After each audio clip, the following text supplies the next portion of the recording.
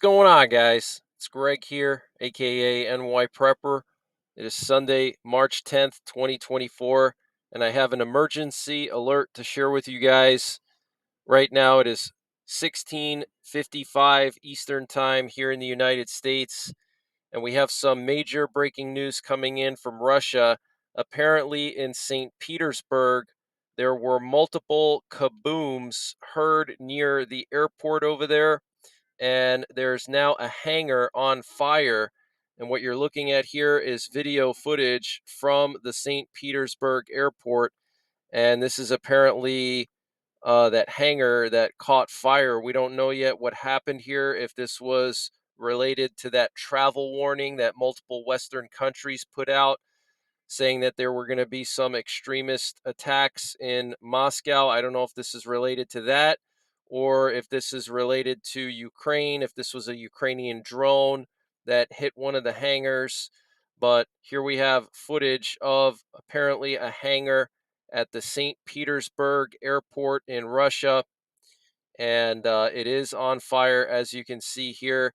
We also have U.S. nuclear forces on high alert this afternoon. We have 5 Boeing E-6B Mercury TACAMO planes. These are the nuclear war command and control planes. They're responsible for communicating with our nuclear forces. They can issue launch orders to our ballistic missile submarines and also to our missiles in the silos.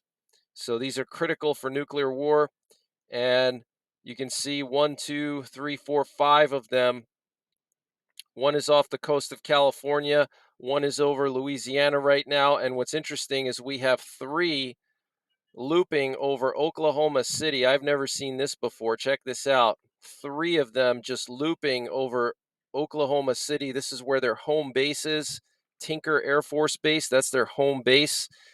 So this is very concerning, very unusual. 5 nuclear war command and control planes in the air on a Sunday afternoon. That is extremely unusual, guys. Normally on weekends, you don't see too many of these in the air, maybe 1 or 2 or 3, but to have 5 of them in the air on a Sunday afternoon is pretty rare. Okay, so something is going on, and as you can see here, we have this fire raging in St. Petersburg, Russia, at the airport. And yesterday we had 4 nuclear war command and control planes in the air. So this weekend, our nuclear forces have been on high alert. And I reported the other day that the US apparently was seriously preparing for a Russian nuclear strike on Ukraine at the end of 2022. This was reported by CNN, and they cited 2 senior Biden administration officials. They were concerned about a Russian tactical nuclear strike on Ukraine. And I want to remind you guys that Russia is going to be mobilizing 300,000 citizens no later than June the 1st of this year. Here we have a mobilization order that was signed by Sergei Shoigu. Okay, partial mobilization of 300,000 citizens no later than June the 1st. The order comes into force on March 25th. Okay, so over the next 2 months, Russia's going to try to create a big army that they're going to use to try to break through the Ukrainian lines and push all the way to Kiev, the capital, and all the way to Odessa, the main port city. And if they're able to do both of those things, then Ukraine is basically lost, and Russia is going to basically control the entire country. If they control the capital and they control the main port city, then Ukraine is finished as a sovereign country. And that's why Emmanuel Macron, the president of France, clearly stated that if Russia breaks through the front lines and makes a march towards Kiev or Odessa, he's going to deploy French troops to stop them. And the Polish foreign minister said that some countries have already sent their troops to Ukraine. And he said, unlike other politicians, I will not list these countries. Okay, so he was referring to Germany when Olaf Scholz, I believe it was, leaked out the information that the British are in Ukraine and they're helping the Ukrainians to fire the Storm Shadow missiles at Russian targets. Okay, so the Polish foreign minister confirming that some countries have already sent their troops into Ukraine, and he refused to specify which countries sent them. And the Russian foreign ministry responded to the Polish foreign minister's statement and said it is no longer possible to cover up the presence of NATO forces in Ukraine. And French President Emmanuel Macron allegedly said our special forces are ready for Putin at a meeting with the French parliament on Thursday. Wow, pretty strong statement there. France is apparently gathering an alliance of NATO countries to send troops to Ukraine in the near future. This was reported by Politico. And Haiti has totally collapsed into a state of lawlessness. The prime minister of Haiti is no longer in the country and is sheltering in Puerto Rico. The ports are officially closed, and there are cannibal gangs besieging the national palace in Port-au-Prince. That's the capital of Haiti. Cannibal gangs, guys. There's supposed to be an emergency meeting in Jamaica tomorrow with the US, the UK, Canada, and some other NATO allies to discuss the situation in Haiti. Apparently, a Marine Corps security regiment is already on their way to Haiti right now to restore order, but basically, the whole country is in chaos. And someone tried to use a car to ram their way into the Chinese royal palace where Xi Jinping's main office and residence are located. The driver was arrested by guards. Check this video out, guys. So, this guy tried to ram his car into the Chinese White House, essentially. And here you can see him being taken away by the guards. They're carrying him away. And this update was sponsored by My Patriot Supply. Guys, My Patriot Supply is doing a discount on their 1 month emergency food supply. And to get the deal, you got to go to preparewithnyprepper.com, and the link is in the description below this video. This is a 1 month freeze dried food supply. It has a 25-year shelf life, and it's all packed within 2 rugged, water resistant buckets. Free shipping is included. $177 for 1 month of food. Where are you going to find a deal like that? They also have a general store, and they're always running discounts in their general store on various prepping and survival items. They have everything from MREs, potassium iodide, to survival seeds. And to get to their general store, you got to click on the My Patriot Supply logo at the top of the page when you get to preparewithnyprepper.com. And you'll see when you get there, they have everything you can imagine. So use the link preparewithnyprepper.com to get $60 off the My Patriot Supply 1 month emergency food supply. That's $180 for 1 month of food, free shipping included. The link is in the description below this video. And also check out their general store. They have everything you can imagine prepping and survival related, and they're always running various discounts there. So, very, very interesting situation there in China. The spokesman for Hamas's Al Qassam brigades, Abu Obaida, said during a speech on Friday that Hamas needs to carry out attacks on Israel again, similar to the October 7th massacre. And he said that they need to do it during the month of Ramadan, which starts on Monday. Okay, so the spokesman for Hamas calling for another October 7 attack on Israel during Ramadan. Russian intelligence apparently hacked the security network of the NATO summit held in Lithuania last year and obtained the details of the summit. This was reported by the UK Times. And yesterday, several dozen rockets were launched by Hezbollah into northern Israel. And today, Hezbollah fired an estimated 70 to 80 rockets into northern Israel from southern Lebanon. And according to Lebanon's Al Mayadeen television channel, the Houthis conducted an exercise where they practiced carrying out an attack on the Dimona nuclear plant in Israel.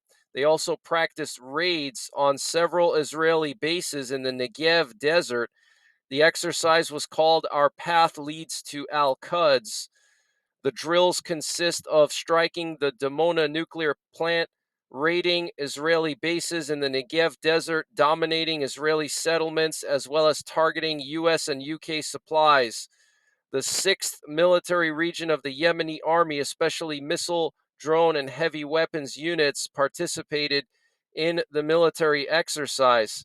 Okay, so the Houthis practiced an attack on the famous Dimona nuclear plant. Okay, if you don't know what that is, that's where Israel's nuclear weapons program started. Okay, the Dimona nuclear plant and the Negev desert is where Israel has their primary nuclear research facility, and that's where they developed all their nuclear weapons. So essentially, the Houthis want to take control of the Israeli nuclear power plant or nuclear research facility and maybe hold it hostage or confiscate some of the weapons. Absolutely crazy, guys. And I wanted to update you guys on the situation with the unknown drones that flew over southern Sweden yesterday. Some of them flew over a decommissioned nuclear power plant.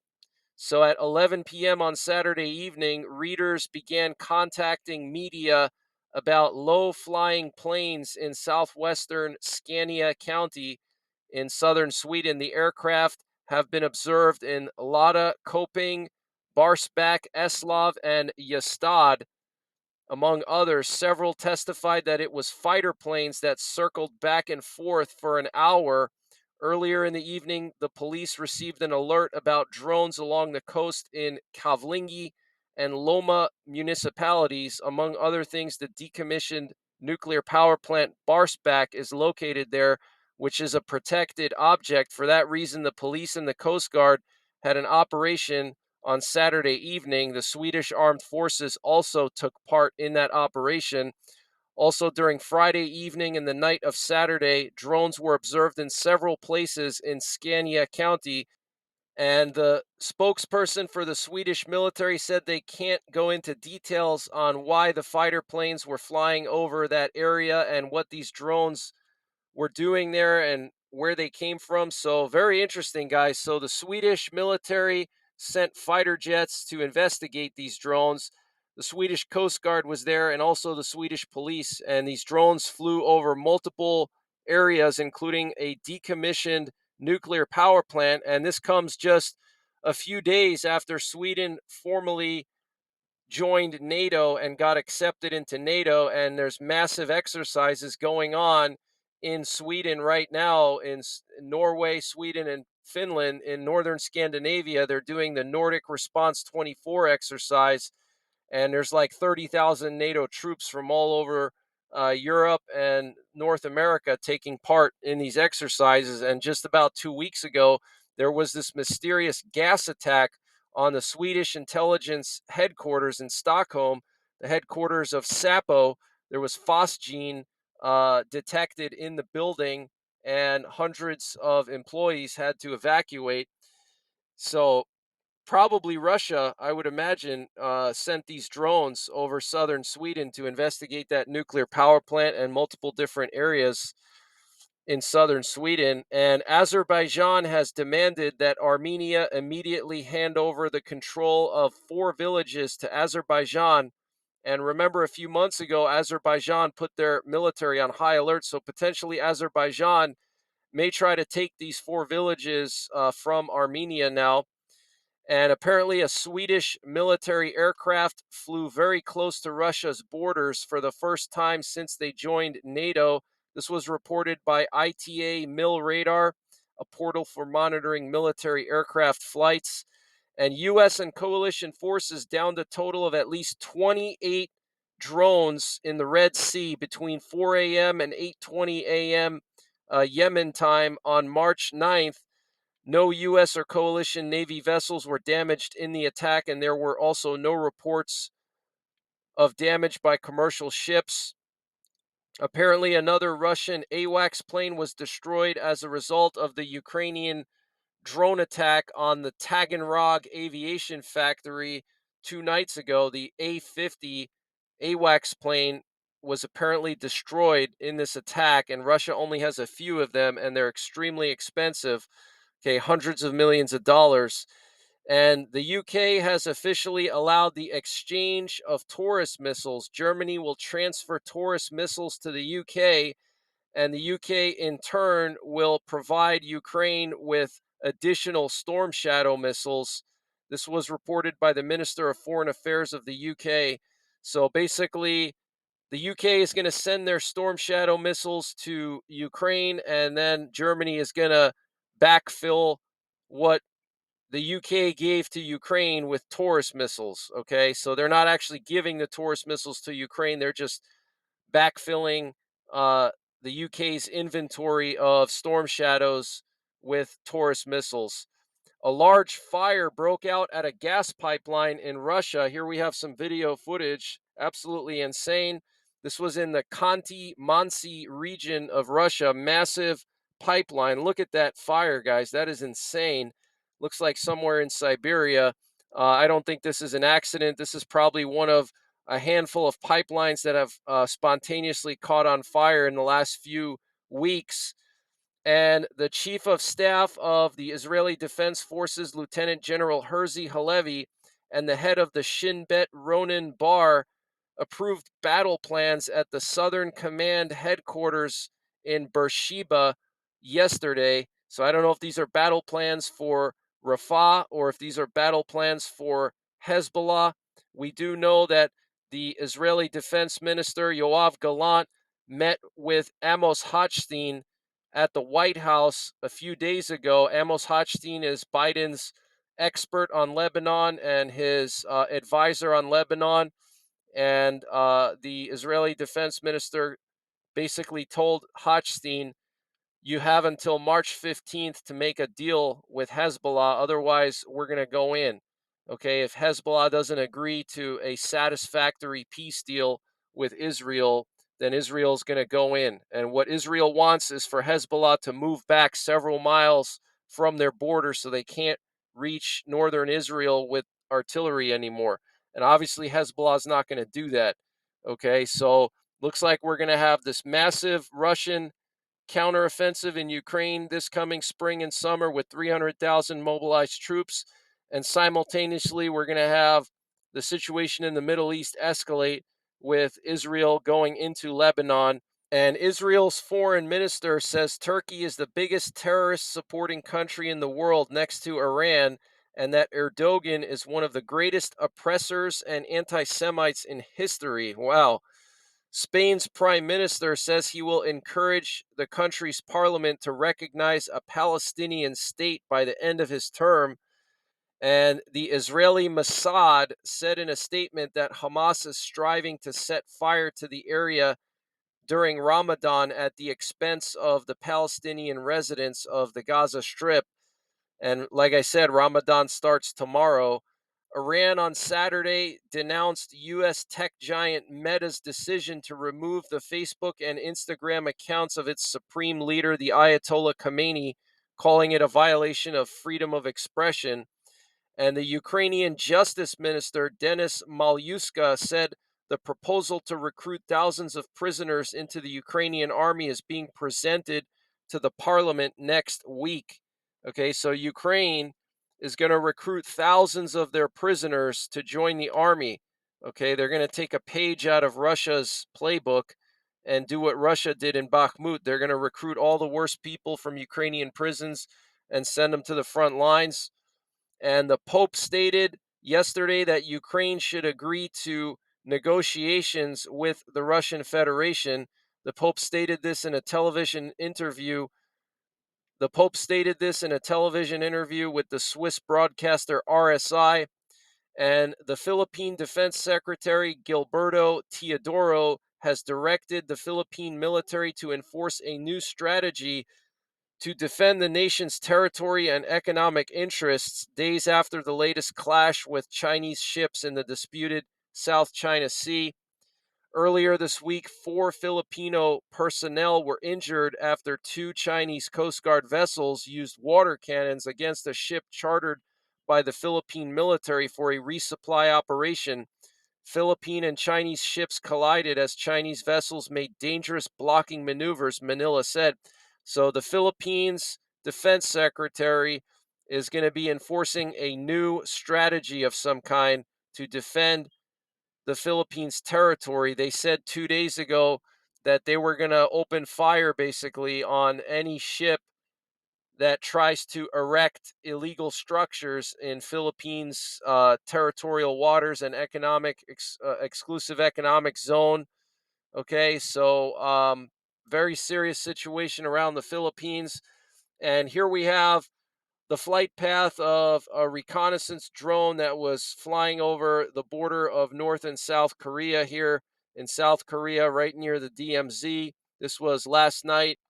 And here we have a picture of a Russian soldier posing with a Leopard tank that they apparently recovered somewhere in the eastern part of Ukraine. And they're obviously going to try to deconstruct it and figure out everything about this tank now. I hope this is fake. I hope this is not real, but it looks real. Also, there were some videos that were circulating around social media over the weekend showing a Patriot battery that was apparently destroyed by a Russian Iskander missile. I don't know if that's 100% true, if that footage is fake or not. I haven't had a chance to really analyze it, so I didn't really report on it yet. But if that is true, that would be extremely serious and concerning. But that's some of the latest breaking news that I have, guys. Okay, we have this fire raging at the St. Petersburg airport in Russia, and the Polish foreign minister confirming that some countries have already sent their troops into Ukraine. Very, very serious situation. 5 nuclear war command and control planes in the air this afternoon. So I'll be back tomorrow with more breaking news. So make sure you're subscribed, hit the bell icon down below so you get notified when I post these updates. And if for whatever reason you haven't gotten a notification for a while, just manually go and check my channel because sometimes YouTube doesn't send out notifications. Okay, so you should periodically, maybe once a day, just at the end of the day, go to my channel and just see if I didn't post anything. Okay, I usually post at least one update a day. But that's pretty much it, guys. Have a good Sunday. Take care. God bless. And don't forget the 3 Ps: prepare, practice, and persevere. Guys, if you want to learn about some of the most infamous terrorist leaders in the Middle East, you got to check out Gaza's Most Wanted. They have these playing cards and shooting range targets with all the most infamous terrorists printed on them. So this way you can learn what they look like and who they are while playing a game of poker or while having fun at the range practicing your skills. 10% of proceeds are donated to support the Israeli Defense Forces.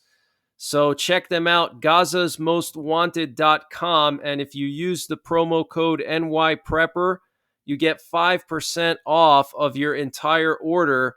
So I'm going to leave a link and the promo code in the description below this video.